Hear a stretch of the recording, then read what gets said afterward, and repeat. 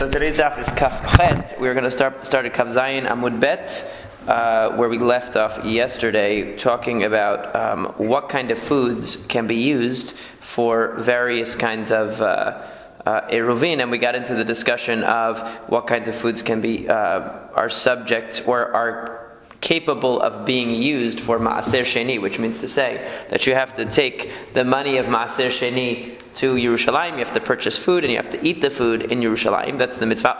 Really the mitzvah is that you're supposed to bring the food to Yerushalayim. But if it's too difficult to transport all the food that you have of Maaser Sheni, because you have a very successful year, and you just have a lot, and it's too much to be able to transport, so you exchange it for money, you take the money to Yerushalayim, and you purchase food in Yerushalayim. So the question is, what kinds of food can be used for this mitzvah? What can you purchase with the money and eat in Yerushalayim? And so we had two Tanaim that said that discussed whether fish brine qualified or not. All right, that was the discussion that we had yesterday.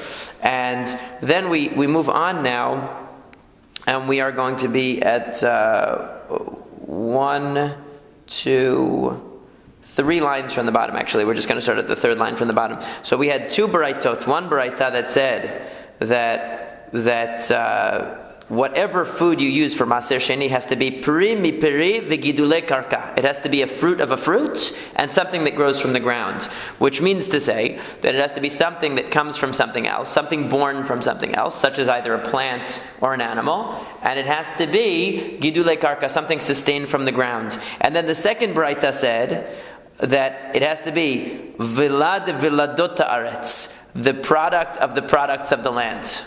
Okay, so we're going to see what the difference is between these two statements, because these are 2 baraitot, ostensibly saying something different.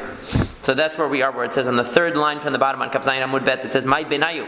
What's the difference between these 2 baraitot? Amar Abaye, Abaye says, Dagim ika benayu, they're arguing about fish. Can you buy fish for Maaser Sheni, or with your Maaser Sheni money? According to the one that says that it has to be something that's born from something else, and it has to be sustained from the ground. Well, fish also draw some of their sustenance from things that grow in the ground, like plants and so on, under the sea. So they should be counted. However, according to the one that says that it has to be something born from the ground, what does that mean? That means that it has to be something that was created of the dust of the earth in the story of Bereshit. And dagim mimaya ivru, according to the Torah, where did fish come from? They came from, not from the ground, not from the dirt, but from water. They came from the sea. And therefore, they would not qualify for Vlad Viladot Haaretz. So according to Abaye, we have 2 opinions here. We have an opinion that says that fish are acceptable, and an opinion that says that fish are not acceptable. Now the Gemara asks to me, Amar Abaye, Dagim Gidulei Karkanin, are you really serious? Do you really think that Abaye thinks that fish are called Gidulei Karka, things that grow from the ground? Things that are sustained from the ground? Would we really refer to them as Gidulei Karka? Amar Abaye, but Abaye says, Achal potita, as we turn to Kaf Chet Amud Aleph, if a person ate potita is a small sheretz, a small kind of a crawly thing that lives in the water. Exactly what the identity of it is, we don't know, and it's not that important. But the point is that it's some kind of creature of the sea, and it's a sheretz hamayim, which means it's a creepy crawly of the sea, a bug of the sea. So loke arba, this person gets 4 malkot. He's going to get 4 whippings. What's the reason why he gets 4? So Rashi explains, because there's one general pasuk, Al tishakatzu et nafshotechem b'chol sheretz hashoretz velo titamu b'hem. One pasuk tells you that you cannot defile your soul with any kind of a sheretz, any kind of a crawling creature. Okay, so and that's 2 pasukim, because it says Al tishakatzu and ve'al titamu b'hem. Don't defile yourself and don't make yourself impure with them. These are general, and then there are specific ones about the sheretz hamayim, when it talks about it says mi besaram lo tochelo, and then it says v'chol asher en lo sinapir v'kaskeset lo tochelo. So there are 4 pesukim that prohibit us from eating this sheretz hamayim, this crawling creature from the sea. Two of them are generic, the general pisukim that prohibit us from consuming any kind of sheratzim, any kind of crawling creatures, and then one pasuk that specifically addresses sheretz hamayim and says not to consume it, and then one pasuk that says that the only kind of fish you can eat are ones that have fins and scales. Obviously telling you that anything that doesn't have fins and scales, you're not allowed to eat anything that doesn't have fins and scales, right? That's what it says. Anything that doesn't have fins and scales, you're not allowed to eat. So that includes, obviously, not just, let's say, a dolphin, but also sheretz hamayim. So there are 4 different pisukim that forbid you. And according to Shitat Rashi, which many Rishonim dispute, by the way, right? There are many Rishonim that have totally different approach here, but Rashi says consistently throughout the Talmud that the number of pisukim, the number of lavim that there are for a specific action is the number of penalties you're going to get. So if you were to eat this kind of crawling creature, you're actually going to be penalized 4 times. You're going to get 4 separate malkiot. Through the fish. What? Through the fish. Right, that's if they ate it, you mean, if the fish eats it. Right, that can happen too. That's why you have to clean it. Now, nimala, what happens if you ate an ant? So loke chamesh, you have 5 malkiot. Why? Because you have already the 2 generic, we know about that. And then you have 3 pisukim that refer to the sheretz hashoretz ala aretz, that refer to the crawling creature that is on the earth. And Rashi enumerates exactly which ones those are. He goes into what the pesukim are. That you have v'chol holech al gachon l'chol sheretz hashoretz ala aretz lo that can't be right. What is the real pasuk? What is it? It has a note to tell you where to go. Where is it? Yeah, okay. So, yeah. Same,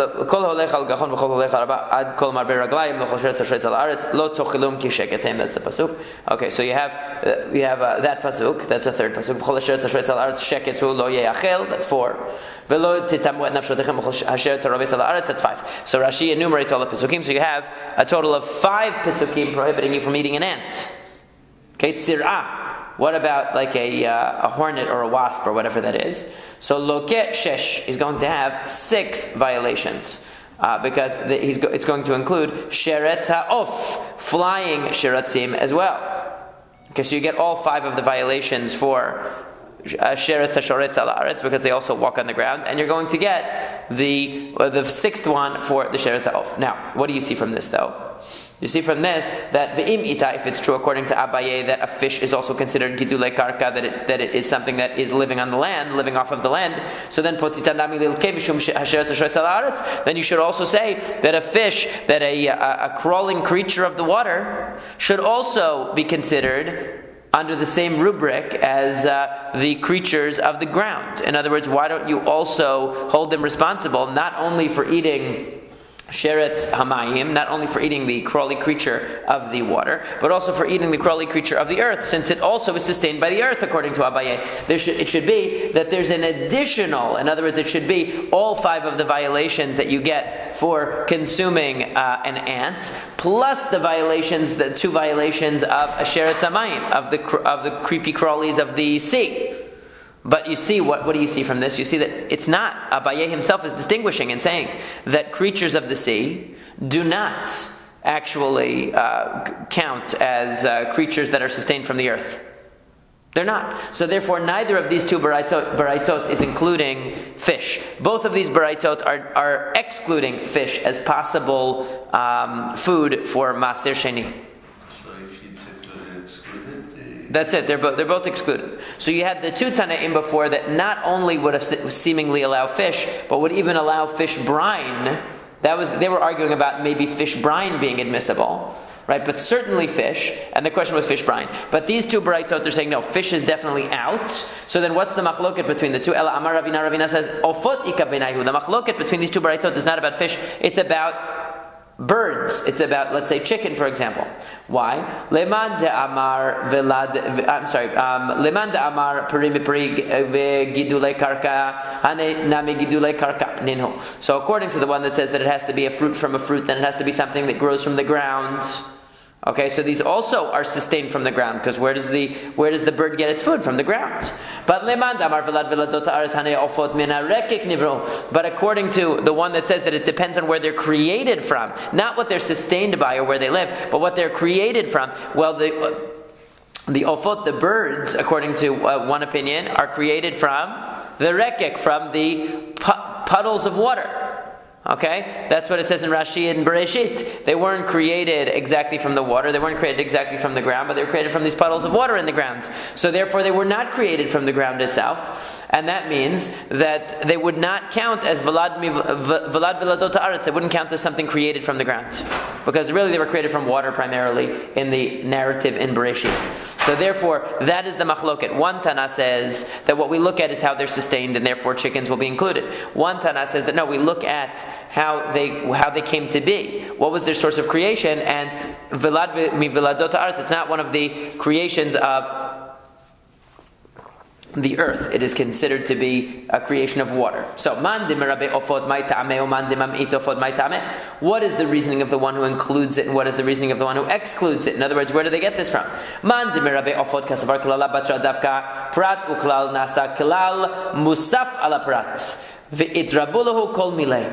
So basically what there is here is another methodological argument. When we know the principle of klal uprat uklal, right? You have a general, a specification, a general, a specific, and a general.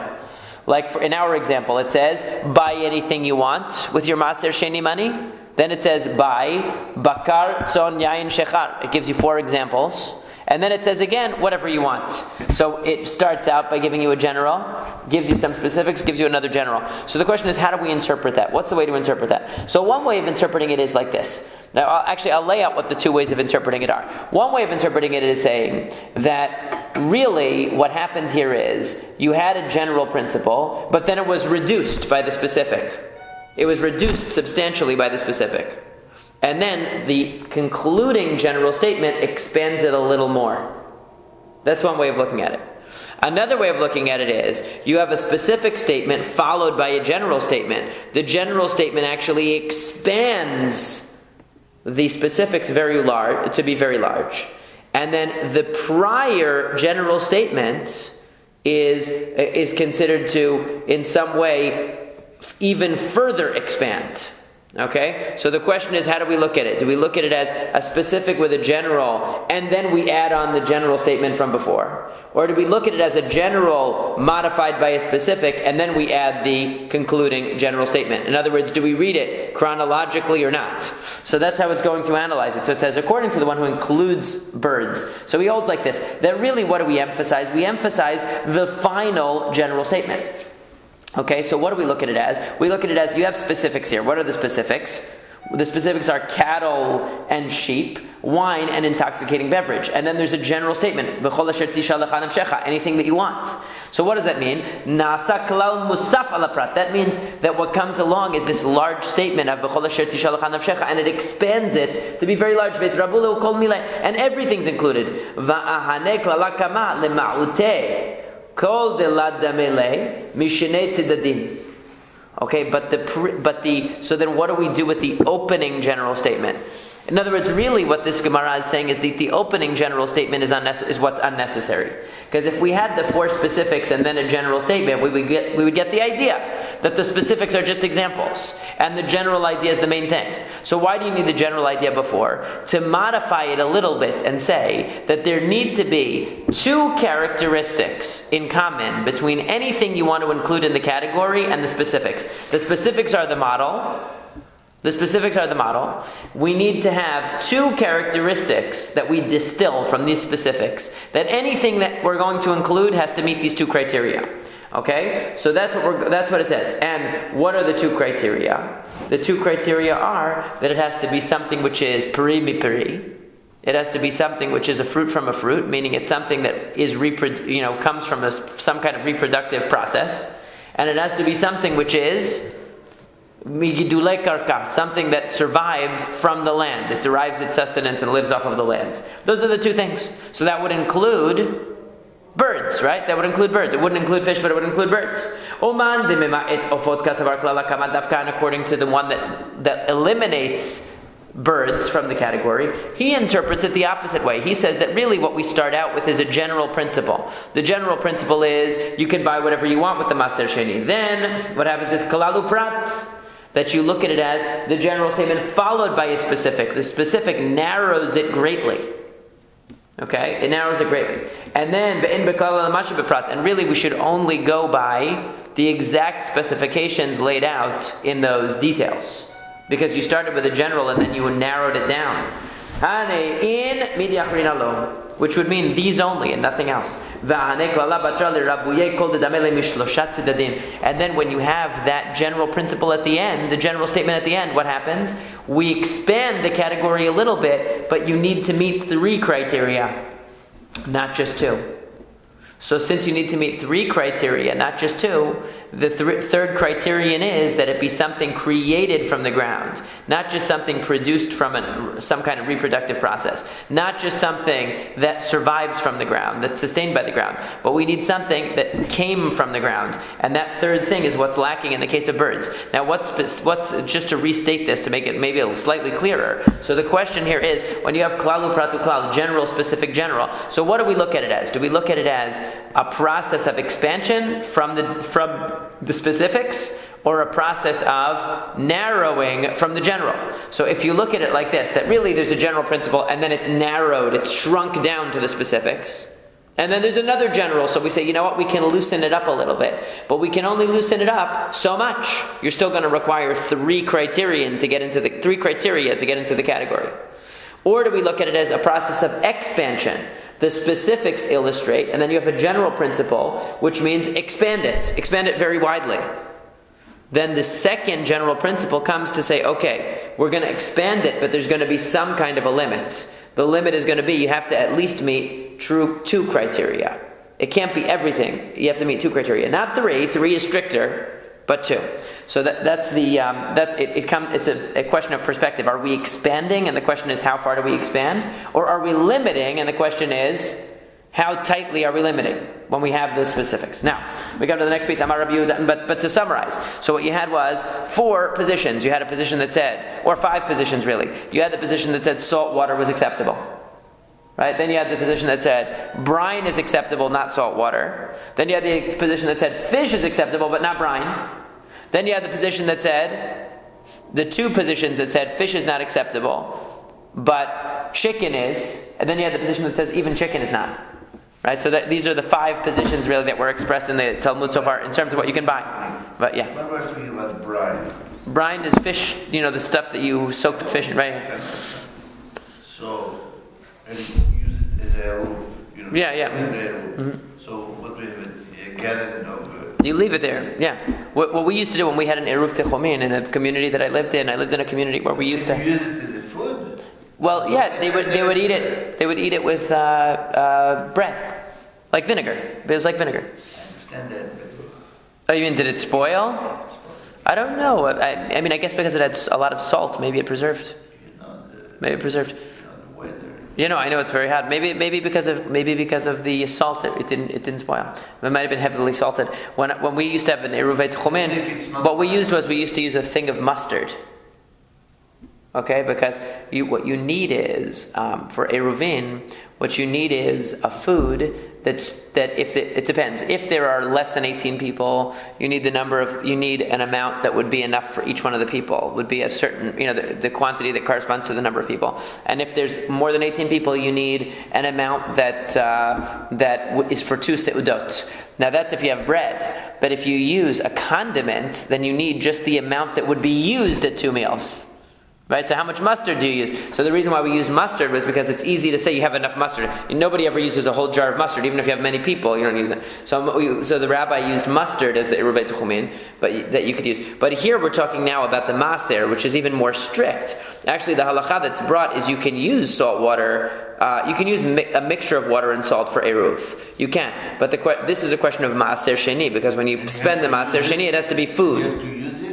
You don't have to use the Eruv. Right, you don't have to use it. But Maser Sheni you do. You have to eat it. You bring the money to Jerusalem and you buy something and you have to eat it. The question is what you're buying considered food or not, that it qualifies to use that Maser Sheni money. Now the Gemara says, Amar Rabbi Yehuda mishmei de Rav Shmuel bar Shelat mishmei de Rav. So Rabbi Yehuda said the name of Rav Shmuel bar Shelat in the name of Rav. Me'aravin b'fa'apu'in u'v'chalag logot Obegud gedaniot. So these are three different kinds of spices that are generally added to foods. Rashi says that these are yirakot shekorin kakuli b'lashon Arami. These are called kakuli in Aramaic, some kind of greens.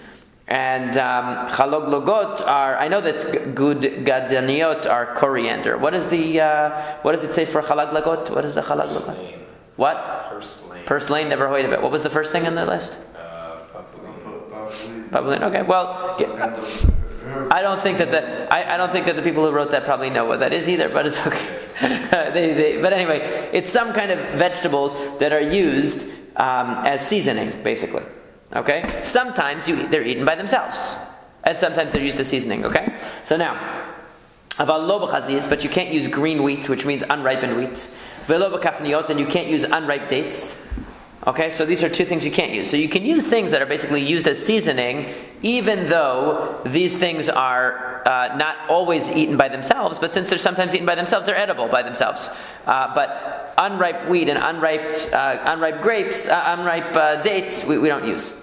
So now the Gemara asks, "Ovegud gadaniot mima arvin." Do we really use coriander for an eruv? Hatani, but we learned good gadaniot mirube banim yochlu, chasuche banim lo yochlu. It says that somebody who has children already should eat the coriander, but somebody who doesn't have children should not eat it. Apparently, it was bad for fertility. Vim hukshu lazera af mirube banim lo yochlu. And if they became so hard, in other words, I guess when they reach a certain level, this is not talking about eating the coriander seed. This is talking about actually eating the stalks. Okay, the actual plant. You know, when you buy coriander, usually by the seeds. This is talking about the actual stalk of the plant.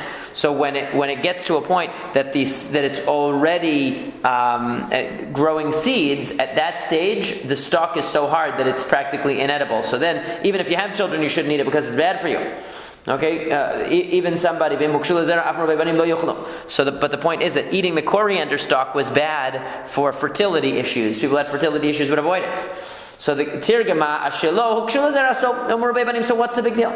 Just assume that it's talking about when can you use coriander stalks for an eruv? When the stalks are soft and for people who have children. So they're not worried about the fertility properties of the coriander. Alternatively, even people who don't have children. Because as long as the food is edible for somebody, that's good enough. As long as the food is suitable for consumption for someone, you can use it even though it's not suitable for you. Didn't we learn in the Mishnah? We learned that a Nazir can use wine.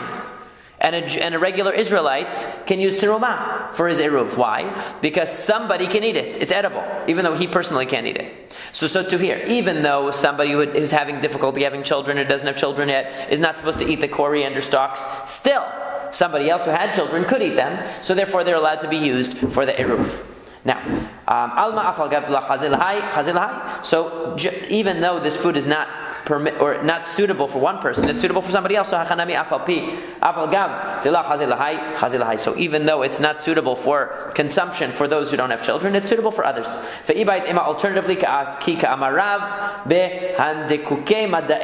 Alternatively, Rav was talking about coriander that comes from Madai. Apparently, the coriander that came from Madai was good for everybody. So the point is that we can work out his statement in a variety of ways. Either we can say that it's talking about the regular coriander, but it's speaking of people who already have children, so they're not worried about the fertility issues. Secondly, we could be talking even about people who don't have children, but the fact is that since the coriander stalks are suitable for food for somebody in the world, it's suitable for everybody for eruv. And the third possibility is that we're talking about a species of coriander stalk that is good for everybody, that doesn't have any of the bad properties that were mentioned before. Now, and now we get to the next case.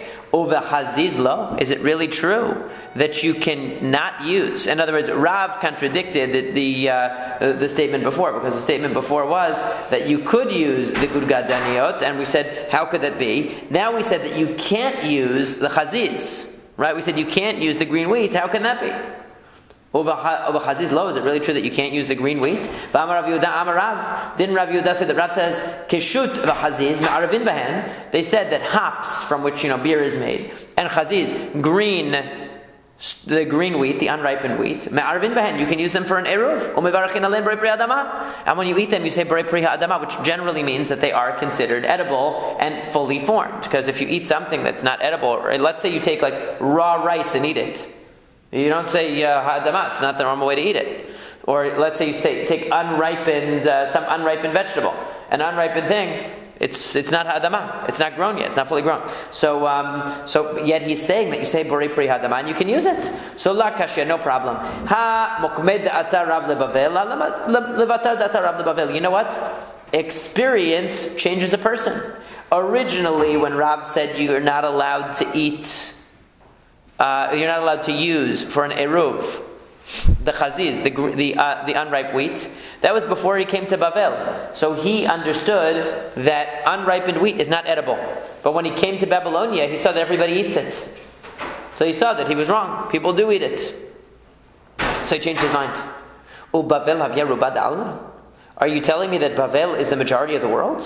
What they do in Bavel establishes the practice for the whole world? Sometimes people have strange things that they do. That doesn't mean that everybody in the world does it. That doesn't mean it establishes halakha. Even if it's Bavel, even if it's Borough Park, even what they do in Bnei Brak and Mea Sharim doesn't establish for the entire world, believe it or not. You have to have something which is considered standard across different locales. So that's why it's Vahatanya, didn't we learn in the Braita? That hapul v'hase'ora tiltan. If you have beans or barley or tiltan, fenugreek, I remember that one. Shezira'an liyarak, that you decided to plant them for yarak, for the greens. Now normally, nobody uses the barley greens. I mean, probably now they do. I'm sure they use all of this stuff in like homeopathic foods and vegans. They find uses for all of these unusual things that were never used before, all these different greens. But at this time, nobody would grow beans to use the greens. When you plant beans, you don't want the green stalk, you want the beans. When you plant barley, you don't want the green stalk, you want the barley. When you plant fenugreek, you don't want the greens, right? So the point is, let's say somebody decided they wanted the greens. They decided they want the greens. So what do we do now?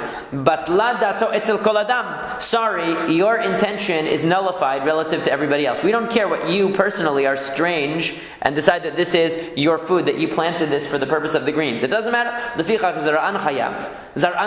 Therefore, the zera, the seeds, in other words, the parts, the ma'aser is taken from the part of this plant which is recognized as the food.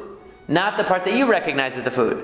Okay? V'yarkan patur. But the greens are exempt from maaser, which means to say, this is talking about the case of maaser. You planted these beans for the sake of using the greens. You're like, I don't like beans. But I really like the green stalks that the beans grow out of. So you know what I'm going to do? That's what I'm going to eat. So since I'm eating that, I should take the maaser from the greens. But it says, no. We don't look at it that way. When we look at the plant, we ask, what is the food in this plant? Not what does John think is the food in this plant. Okay, everybody's got their own thing. They do weird stuff. I used to go into my grandmother's kitchen when I was a kid and eat raw Brussels sprouts. I liked raw Brussels sprouts. I would take it out of the fridge. And I would, clean it and eat it. I don't know why. I liked it. So there people do strange things. So, yes. Going back to the Nazir. Yeah. And the Yisro with the Shurma. Is that can they do that if they're only establishing an Eruv for themselves? Or are you supposing that there are other people involved in that Eruv as well? Like if a Nazir is in the middle of nowhere and establishes an Eruv with one, can you still say, well, yeah, he still can. Yeah, he still can. Okay. It's still considered a food from his perspective, even though he can't consume it. So it's not about the person making the Eruv, it's about just the general principle. It's not about the ability of that individual to eat it, okay. Right? It's about using food, right? So what we said here is that we see that your individual intent. So too, and so hashachalaim v'gargir, and you have cress and gargir is what? Oruga, he says. Rashi says. Is that what it is? I don't know. What is that in English? Cress and garden rocket. Garden rocket sounds pretty cool. Okay, garden rockets. Okay, let's blast off. So these items. Okay, cress we know. Shezar'an liyarak mit asrin yarak.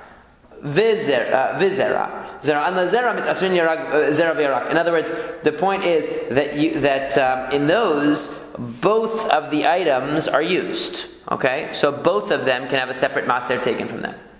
Okay, so the point is that we look objectively at these items. Okay, we look objectively at them. So your intent cannot change what is defined as a food by society, so to speak. So in that case, what it tells us is that if you decide you want to eat the greens of something that's normally not eaten, and you want to neglect the beans, you can't do that. If something has multi-use, it's normally both the greens and the seeds or fruit are used. So then both of them are going to be subject to maaser. And what you define as what you want from it, okay, that's very nice. That's what you're going to give priority to, but still both are going to be obligated in maaser if you're going to use both of them in the end. Now, so what we see from this is that you can't say that when Rav came to Bavel, he found out that people eat green wheat. Because even if they eat green wheat, that doesn't matter. That shouldn't change the reality. Okay? So now we have a problem. The problem is that how can Rav say you're not allowed to use green wheat for the Eruv, but Rav Yehuda said that Rav said that you're allowed to, that you say Borei Pri Hadama and you use it for an Eruv. Did Rav forget what he said? Rav is confused. He said both. Kika Amar Rav, what Rav was saying there was, when he said that you could use it for the Eruv was, he was talking about the chaziz shegadal bagina, the garden variety of green grass. Apparently, that if you grew this in the field and it was meant to be grown ultimately into wheat, so taking unripe wheat, that was considered to be not edible. But some people would grow like in their garden some kind of a green grassy wheat, and this was eaten in its green state. That was the normal way to eat it, and that's what he was talking about when he said you say Borei Pri Ha'adama, and that you would be able to use it for an eruv. So now the Gemara says Zera Gargir Lemay Chazi. What is the purpose of the seed of the gargir? Because we said just before, the gargir is the garden rocket, whatever this is. Apparently the seed, the question is, if you're going to use the seed, you have to take maaser from the seed. What is the purpose of the seed? What does it work for? And what does it function as? So Amar Rabbi Yochanan says, apparently it wasn't, at the time that the Gemara was written, it already was something that people threw away. Because they were asking, why would you use it? So Amar Rabbi Yochanan says, because the early generations, they didn't have pepper. So sochakinoto umatvilin bo tatali. They would use it. They would grind up the seed of the garden rocket, whatever that is, and they would dip their roasted meat in that instead of in pepper. So it was used as a type of a spice. Rabbi Zera ki havag chalish megirse. When he was tired from learning, hava azil v'yativa pitchad Rav Yehuda bar Ami. We actually learned the same exact story, if I'm not mistaken, in Masekhet Berachot. Is it? In Masekhet Berachot. And what's really, really bizarre is that it's on Daf Kafchet of Masekhet Berachot. And it's on Daf Kafchet of Masekhet Eruvin. Isn't that interesting? Coincidence? Probably. So Rabbi Zera, ki hava chalish migirse, when he was tired from learning, hava azil v'yativ apitchad Rav Yehuda bar Ami amarav, so he would go sit at the door of Rav Yehuda bar Ami. He would sit at the door of Rav Yehuda bar Ami's yeshiva. So he would just sit there.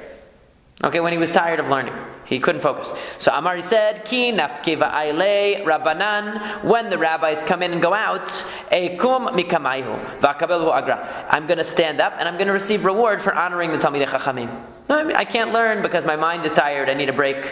But I'll at least stand up for the Talmidei Chachamim that go in and out, and I'll gain my reward from that, from showing kavod to the Torah. So, nafak ata yanuka deberav. So he went out, and along came one of the students of the yeshiva of Rav. Amar le, he said to the student, "My agmarach rabach, what did your teacher Rav teach you today?" So Amar le, he said to him, Kishud borei pri hadama. If you eat hops, you say borei pri hadama. Chaziz shakol niya bidvaro. If you eat chaziz, if you eat unripe wheat, the green wheat, you say shakol. Amar le, Rabbi Zera said to him, Adrabba, it's the opposite. Ipcha mistabra. The opposite makes more sense. Why? Hai me'ara kamirabe. One of them grows from the ground, and one of them grows from the air. In other words, what he's talking about is that the green wheat that grows out of the ground, that makes more sense to say Borei Pri Hadama, because it actually grows out of the ground. The hops, they grow on top of a bush. They grow on top of a bush.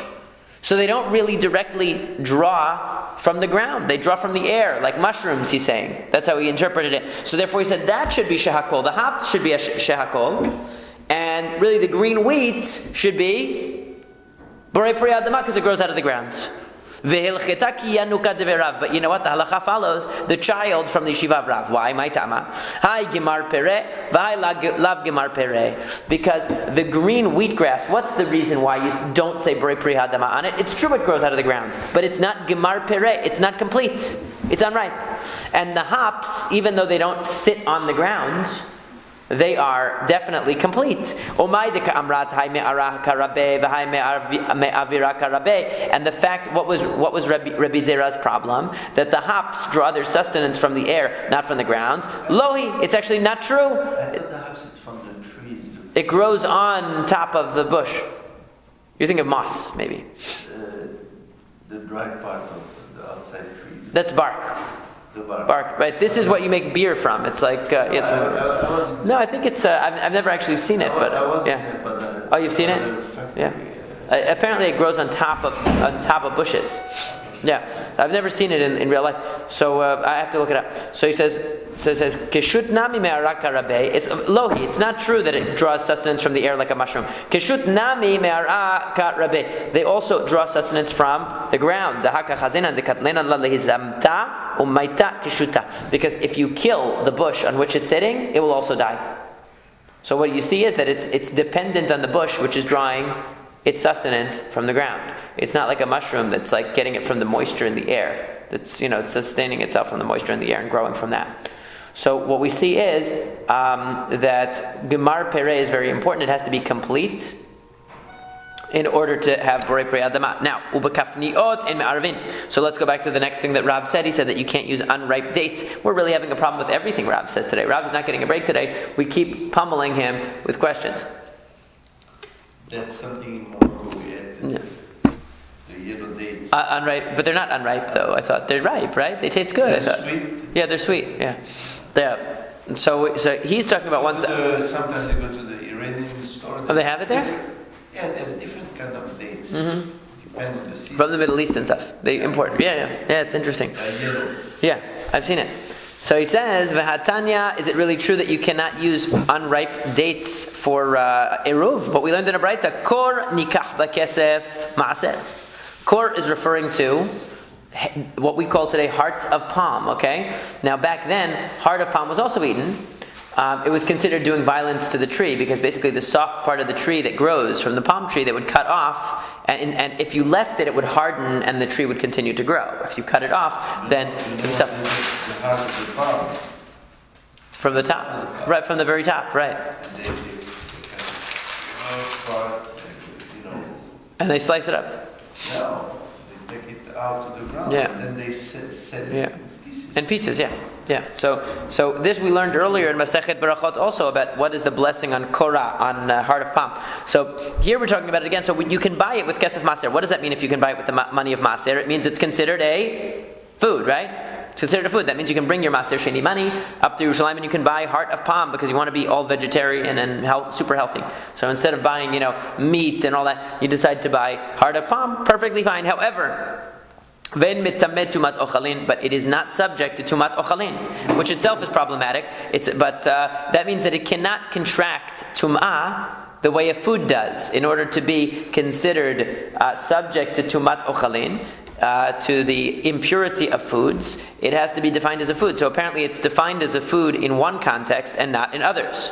Okay, v'kafniot, when it comes to unripe dates, nikachot v'kesef ma'aser, again, it can be purchased with the money of ma'aser, which would mean that it is a food, tamot tumat ochalin, and it can even contract tum'ah as a food. So what do you see from this? Unripe dates, are they a food? Yes. So why is Rav giving us a hard time and telling us we can't use them for the eruv if we want to use them for the eruv?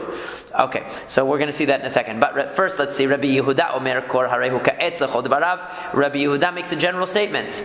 The heart of palm is considered a piece of wood in every respect, Ela shenikach b'kesef maaser, except for the fact that you can buy it with your maaser money, which means it's considered a food only in that respect. V'kafniot Haren Kapri L'chol Dvarahem. And when it comes to unripe dates, they are considered a fruit in every respect. respect, except they are exempt from having ma'aser taken from them. Why? Because they're unripe, and since they're incomplete, so functionally they're a food. They're edible in every which way, but since they're not complete, they cannot. They're not subject to ma'aser, because only ripe, complete foods are subject to ma'aser. Now, we're going to get to this statement of Rabbi Yehuda in a second in more detail. Because he seems to be echoing the Tanna Kama on the first point, because the Tanna Kama agrees that basically heart of palm is a piece of wood, except for the fact that you can buy it with your ma'aser money. Now, okay, so now what? So what's the problem exactly? So the problem is that Rav said that that you cannot use the unripe dates for an eruv, but this Mishnah here is clearly stating, or this Braita here rather is clearly stating that unripened dates are considered fruits in all respects, because you can buy them with your maaser money. You can they're tameh for tumat ochalin, which means they're really defined as foods. So the answer is bidin nischaneh. Hatam ben nischaneh. That's talking about nischaneh. This is talking about what they call dikalim zacharim, the male palm trees. In other words, these grow dates that their full form is still unripe. In other words, the dates never ripen. The dates never reach full maturity on this. So that's as good as it gets. Since that's as good as it gets, like you're saying, there's certain species of dates that's as good as they get. They don't fully ripen. They ripen to a certain extent, and that's it. They fall off the tree, and that's what you get what you get. Okay, that's what he's talking about when it says kafni out there. It's talking about dates that by their nature have a limit on how much they can grow. That's how much they mature. So there's a difference. In other words, if you go to a date tree, that these dates would have become fully ripened, but they fell off the tree too early, or they were harvested too early, then you truncated the growth. But if this is as ripe as it's going to get, no matter what, that's it. So then that's it. The male date tree does not create. He gives only the seeds, the zera, in order to. Right, to plant other ones. Right, so whatever grows on it is not. Right, so whatever grows on it, it's not going to be complete. So that would be the resolution. So when Rab said you can't use the kafniot, you can't use the dates, the unripe dates, he was talking about using unripe dates from a tree where they would have ripened, but you preempted and you picked them too early. And when he said you could use them, when it says in the Braita that you can, that was talking about from a date tree where this is as good as they're going to get. They're fully formed given what they are, up to their potential. Okay? But if that's true, what a second. Why then does Rabbi Yehuda say they're exempt from Ma'aser? He said that these kafniot are fruits in every respect except they're exempt from Ma'aser. That shouldn't be then. Vatanya Amar Rabbi Yehuda. Rabbi Yehuda says in a Braita, Lo huskuru pagei bet yoni ela le'inyan ma'aser bilvat pagei bet yoni va'ahini detovina chayavin b'ma'aser, because he said that that what they were talking about over there was various kinds of fruits that don't reach full completion. Okay. And this is in a Tosefta of Shivi'it. And so we're talking about there certain kinds of figs, okay? So these figs that didn't reach their maturity. So he says they didn't mention these figs that don't reach their maturity, except regarding Ma'aser. But Pagei Bet Yoni, these Pagei Bet Yoni, which are these figs that don't reach full ripe state, and the Kafniot, the Ahini de Tuvina, are the same as the Kafniot, and these unripe dates that never reach their full ripeness, okay? Chayavin b'ma'aser. They are obligated in ma'aser. So what does that mean? According to Rabbi Yehuda, if you have dates that will not ever achieve ripeness, this is as ripe as they're going to get, then you do take ma'aser from them, because given their potential, that's as good as they're ever going to be. Right? That's as good as they're ever going to be. So you can't ask more from them. Dates that had more potential and you interrupted them from growing, they're considered unripe. But dates that this is as ripe as they're ever going to get, we accept them for who they are. So rather, we're not talking about dates that are nischane, that are from trees that only produce unripe dates. Rather, you can't compare. What are we doing? We're making a mistake. We're assuming that because it says that kafniot are subject to tumat ochalin, that because it said that unripe dates can be subject to the impurity of foods, that means they're a food, even with regard to eruv. And so we're asking a contradiction, saying, Rav, how can you say that they're not a food? Look, with regard to the halachot of tum'ah, they are a food. Unripe dates are a food. So how can you say that they're not a food for eruv? So the answer, because now we see that our Braita can't be talking about terminally unripe dates. It's talking about just regular unripe dates that you harvested them too early, and yet they're still called a food. So the answer is that Tumat Ochalin Shani. You can't compare Eruv to Tumat Ochalin. Why? Because Rabbi Yochanan said, Ho'il v'ra'ui lematekan al yedei ha'ur. Hachanami ho'il v'yachol lematekan al yedei ha'ur. Because Rabbi Yochanan said that we don't, when it comes to Tumat Ochalin, we don't look, and also when it comes to Ma'aser, we don't look at the food as it is now. We ask ourselves, if I cook this, would it be edible? And you can take unripened dates and cook them, and they'll become edible. So for Eruv, we can only look at it as it is right now. As it is right now. You see, because it has to be edible. It'll be Shabbat. You can't cook it. It has to be edible. It won't be defined as edible just because, in theory, I could cook it. That's not edible. But when it comes to Ma'aser and Tumat Ochalin, we say to ourselves, even though right now, as it stands now, it wouldn't be edible, it can be cooked. So we look at it as a food with regard to Tum'ah, and we look at it as a food with regard to Ma'aser.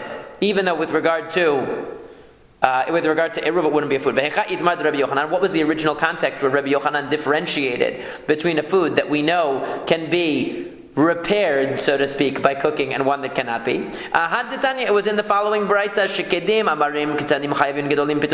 if you have, this is very interesting, right? So almonds that are bitter by nature, okay, so when they're small, they're still sweet, because they don't become bitter until they're fully grown. So if they're going to become bitter, so when they're small, they're still obligated in Maaser because they're edible, because they're not bitter.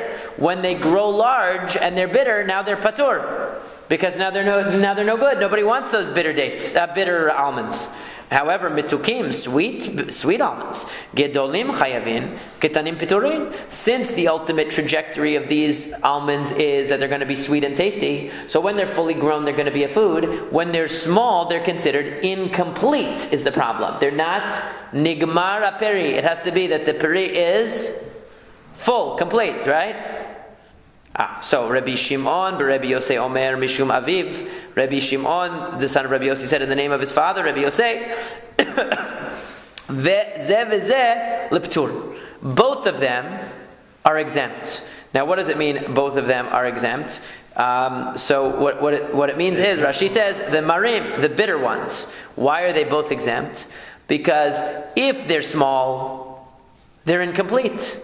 We wanted to say, when they're small, they're still sweet. So let's say, so when they're small, they're still sweet. So we can say that they're obligated in Maser if you're going to eat them when they're small. No, he says when they're small, they're still incomplete, and when they're complete, they're no good. So it's a catch-22, right? When they're complete, they're no good because they're too bitter, and when they're incomplete, they're incomplete. Ve'amrelan, some say zeh l'chiyuf. Some say that he said that no, they're both l'chiyuv. Why? Because when they're small, they're sweet. And when they're large, they're complete. So they're bitter, but they're still complete. Amar Rabbi Ilah. Rabbi Ilah said, Hora Rabbi Hanina b'tzipori, ki divrei omer zeh v'zeh lepetur. That Rabbi Hanina in Tzipori ruled like the one who says they're both exempt. The small one is exempt because it's incomplete. The large one is exempt because it doesn't taste good. Right? Now wait a second. What about the one that said that they're both l'chiyuv? That when it's small, when the bitter almond is small, it's obligated in maaser because why? Because it is because it's still sweet, even though it's small. So you picked it too early. So and when it's large, when you have large ones that are bitter, they're also obligated. So why are they obligated in Maaser? If the large one, true, it's complete, but it's not tasty, it's not edible. Rabbi Yochanan says, this is what he said, that since you can take the bitter almonds and you roast it or you cook it, right? They'll be better, right? So what does he say? He says when it's small, it's sweet by itself, raw. And when it's big, if you picked it when it was fully grown, you can cook it, so therefore it's obligated in Maaser. And so too here, we're saying the same thing about the unripened dates. Amar Mar, the master said, Rabbi Yehuda says, Kor harehu ka'etz l'chol devarav, that the heart of palm is a piece of wood, okay, in every respect. Except for the fact that you're allowed to buy it with your Maaser Sheni money and eat it in Yerushalayim if you want to have a vegan diet with your eating in Jerusalem, right? Hainu Tanakama. But wait a second, that's exactly what the Tanakama said, because what did the Tanakama say? The Tanakama said that you're allowed to buy you're allowed to buy the heart of palm with Maaser money, but it's not subject to the impurity of foods, meaning it's not a food in any other respect. So it's the same thing. So Amar Abaye says, Shilako v'tigno ikabenayu. They're arguing about a case where you cooked it. In other words, according to Rabbi Yehuda, even though you cooked it or you boiled it, Shilako means you boiled it, tigno means you fried it. Even though you boiled it or fried it, it's still not a food. And the rabbis say, no, if you boiled or fried it, it becomes a food. It's edible now. So the Gemara says, Matkifla Rava. Rava raised an objection. Does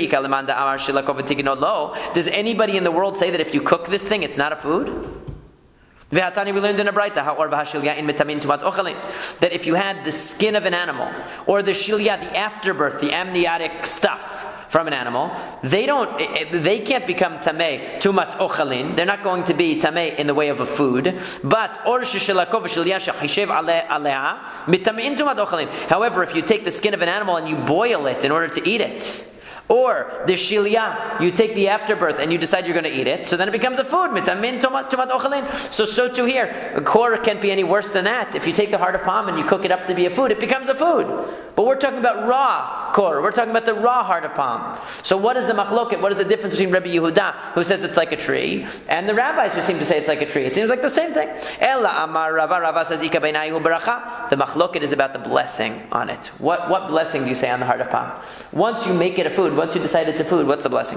The Itmar, as it was stated, and of course we learned it famously in Ketzad Mevarchin. This is a famous sugya in Masekhet Berachot as well. Kor Rav Yehuda Amar Borei Priha Adama Ushmuel Amar Shakol Niya B'Dvaro. That the heart of palm, Rav Yehuda says Borei Priha Adama.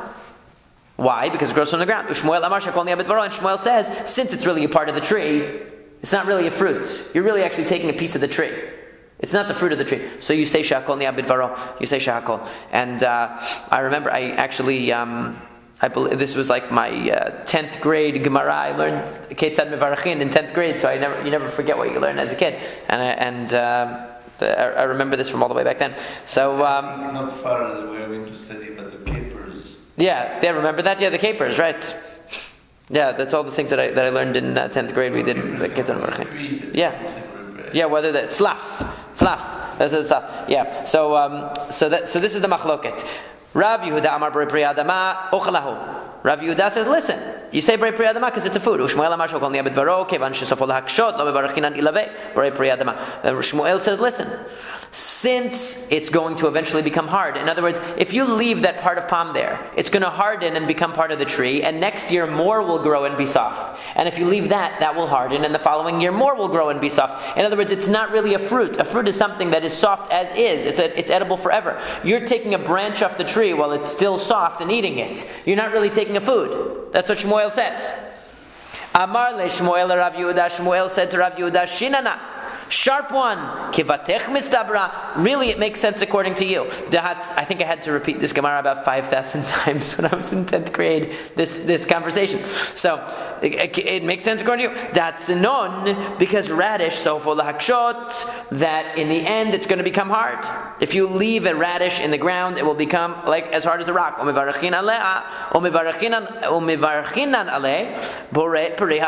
yet we still say borei priha adama, even though it will harden. So isn't that a good answer? So he says, so Shmuel is confessing that he's wrong. He's saying you're right, because look, atznon, a radish. Everybody agrees you say borei priha adama. Nobody ever said shakol and a radish, and yet we know it's going to become hard. So too, Rav Yehuda, you're right. The heart of palm, even though it's going to become hard in the end, the fact is right now it's soft. So doesn't that make sense? So Shmuel is congratulating him. Velohi, but you're wrong. Tzinon nat'e enashe adata de pugla. Tikla lo nat'e enashe adata de kora. That the distinction is that tznon, a radish, why did you plant the radish? To eat it. If you leave it in the ground, of course it'll become hard as a rock. If you leave bread out, it'll become as hard as a rock. Anything can become hard as a rock. It doesn't mean anything.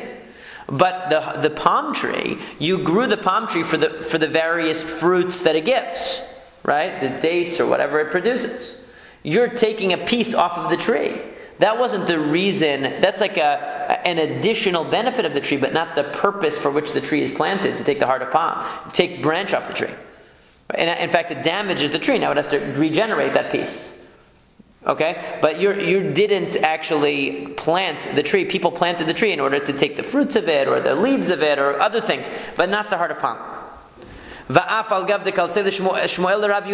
Shmuel praised Rav Yehuda, the halacha follows Shmuel that the blessing on hearts of palm is shehakol nihya bidvaro, because it is not the purpose for which it is a piece of tree that you're eating, and it's not the purpose for which the tree was planted.